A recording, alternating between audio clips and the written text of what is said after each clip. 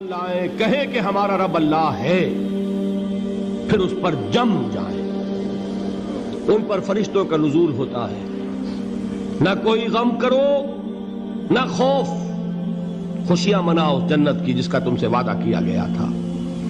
اللہ کی ربوبیت پر اطمینان جب انسان کو ہو جاتا ہے، میرا رب اللہ ہے، ربی اللہ، انسان کے لیے نہ کوئی کھٹکا، نہ کوئی خطرہ، نہ کوئی خوف، نہ کوئی حزن۔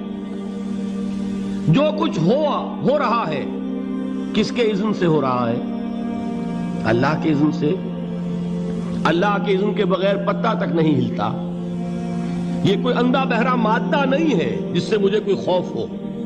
اندھا بھینسا چلا آ رہا ہو اس سے تو ڈرنے کا ہر انسان کو ڈرنا چاہیے، نہ معلوم کس کو ٹکر مار دے۔ لیکن نہیں، اس کائنات کو چلانے والا ایک سمیع و بصیر خدا ہے۔ وہ جو میرا دوست ہے، میرا ولی ہے۔ اللہ ولی الذین آمنوا یخرجہم من الظلمات الی النور۔ اللہ اہل ایمان کا ولی ہے، ساتھی ہے، پشت پناہ ہے، مددگار ہے، حمایتی ہے۔ بتائیے جسے یقین ہو جائے کہ اللہ میرا مددگار، اللہ میرا محافظ، اللہ میرا پشت پناہ، اللہ میرا حمایتی، اس کے لیے کوئی خوف ہوگا؟ اس سے کوئی ڈر ہوگا؟ میں مثال دیا کرتا ہوں ایک بہت سادہ پنجاب کے دیہات کی۔ وہ بڑا چودھری ہے اور کوئی غریب کسان ہے۔ اس غریب کسان کے جانوروں کو ہر وقت اندیشہ ہوگا چوری کا، کوئی میری بھینس کھول کر نہ لے جائے، کوئی میرا بیل کھول کر نہ لے جائے۔ لیکن جس کے بارے میں یہ سب کو معلوم ہو کہ وہ جو بڑا چودھری ہے وہ اس کا دوست ہے، اس کی بچیا کو کوئی خوف ہوگا؟ اس کی بھینس پر کوئی ہاتھ ڈالے گا؟ اسے کوئی اندیشہ ہوگا؟ نہیں۔ کیوں؟ کہ وہ بڑا چودھری، بڑا اس کا یہاں کا سردار، جاگیردار، سب کو معلوم ہے وہ میرا دوست ہے، کوئی میرے خلاف اقدام نہیں کر سکتا۔ اس دنیا میں یہ چھوٹی سی بات اگر آپ کے دلی اطمینان اور سکون کا باعث بن سکتی ہے تو ذرا تصور کیجئے۔ میں لفظ تصور استعمال کروں گا صرف اس لیے کہ اس کا ہم جس کو کہتے ہیں ادراک اور شعور کر نہیں سکتے، اگر کے ساتھ کر سکتے۔ اگر یقین ہو کہ اللہ میرا مددگار اور یقین ہو کہ اللہ ہر آن میرے ساتھ ہے، پھر کوئی خوف؟ کس کا خوف؟ کوئی شے اللہ سے بالا تر ہے؟ کوئی قوت اس سے زیادہ طاقتور ہے؟ کوئی اس کے ارادے کو بدلنے والا ہے؟ کوئی اس کی مشیت کے آڑے آنے والا ہے؟ یہی بات ہے جو حضور نے فرمائی۔ یہ ایمان کا حاصل ہے لب لباب،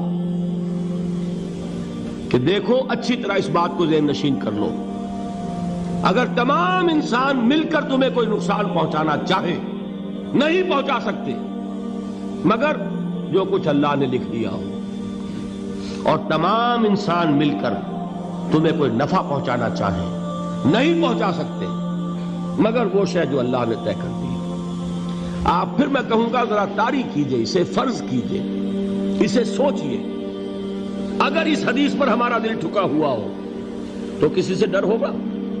یہ مجھے نقصان نہ پہنچا دے، یہ میری رپورٹ خراب نہ کر دے، یہ میری انکریمنٹ نہ رکوا دے، یہ میرا یہ نہ بگاڑ دے، یہ میرے یہ نقصان نہ پہنچا دے۔ اس کا ڈر، اس کا ڈر، اس کا خوف، اس کی خوشامد، اس کے لیے جا کر طرح طرح سے اپنی عزت نفس کو ذلیل کروانا اس کے سامنے، یہ سب کچھ کیوں کرتا ہے انسان؟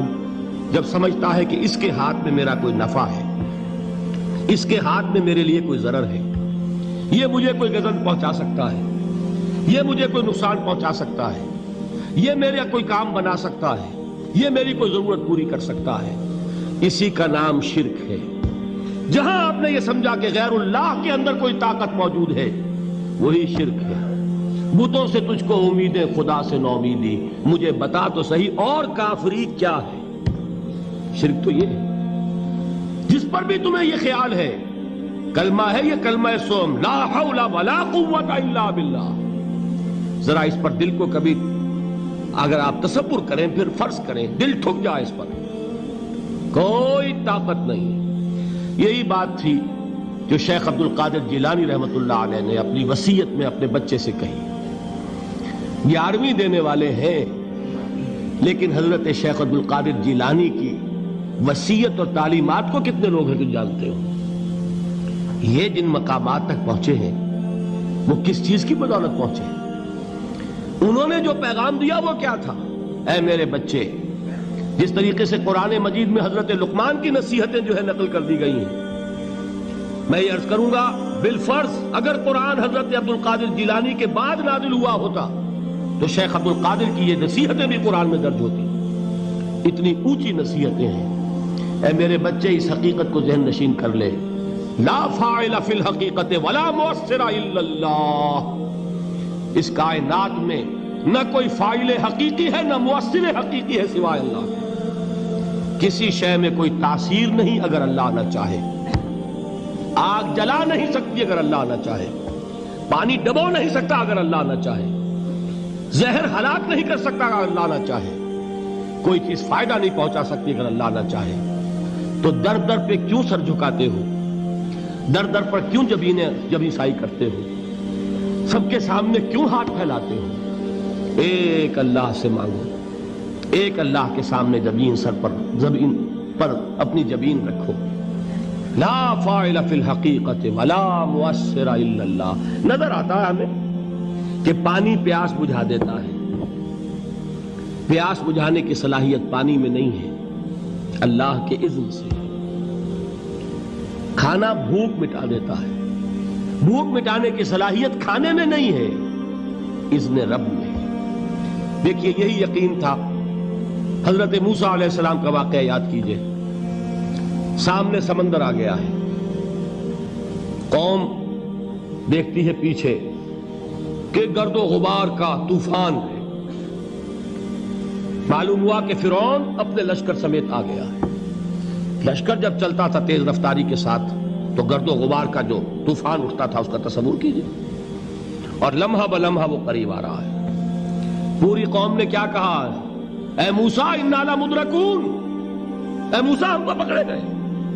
قرآن مجید نے تو یہاں وہ باتیں نہیں لکھی ہے، لیکن تورات میں یہ درج ہے کہ بنی اسرائیل جھگڑنے لگے، دست و گریبان ہو گئے موسیٰ کے ساتھ. موسیٰ ہمیں یہاں مروایا لا کر، اس سے تو ہم ہی بہتر تھے. وہاں کھانے کو ملتا تھا، زندگی تو تھی. بیگار ہم کر رہے تھے، موت تو نہیں تھی. اب جو کچھ ہوگا اس کا تصور کرو، جس طریقے سے ہمارے ٹکڑے اڑائے جائیں گے. تو لڑ رہے ہیں حضرت موسیٰ علیہ السلام سے. یہ تورات کی تفصیل ہے. قرآن میں صرف اتنا آیا ہے، پریشان ہو کر انہوں نے کہا انا لمدرکون. موسیٰ ہم تو پکڑے گئے. اس وقت موسیٰ کا جواب کیا ہے؟ کلا ان معی ربی سیہدین. نہیں، میرے ساتھ میرا رب ہے، وہ راستہ دے گا. بتائیے کہاں راستہ نظر آ رہا ہے؟ یہ ہے ایمان بالغیب. راستہ نظر نہ آئے تب اللہ پر یقین ایمان ہے. جیب میں پیسے ہوں اور تب دل کو اطمینان ہے تو ایمان کس پر ہوا؟ پیسے پر، اللہ پر نہیں. جب وسائل و ذرائع نہ ہو اور پھر یقین ہو کہ اللہ مسبب الاسباب ہے، وہ اسباب کا پابند نہیں ہے، وہ اسباب کا محتاج نہیں ہے، اسباب اس کے محتاج ہیں. اگر یہ یقین ہے تو اللہ پر ایمان ہے. یہ نہیں ہے تو تمہارا ایمان اسباب پر ہے، وسائل پر ہے، ذرائع پر ہے، مادیات پر ہے، اللہ پر نہیں. اس وقت کہاں راستہ تھا؟ کوئی راستہ تھا؟ سمندر ہے اور ادھر سے لشکر آ گیا ہے. کلا ان معی ربی سیہدین. اب دیکھیے ایمان کہہ دینا آسان ہے، ہوا معکم اینما کنتم. جہاں کہیں بھی تم ہوتے ہو اللہ تمہارے ساتھ ہوتا ہے. لیکن اس کا یقین قائم ہو جائے تو زمین و آسمان کا فرق واقع ہو جائے.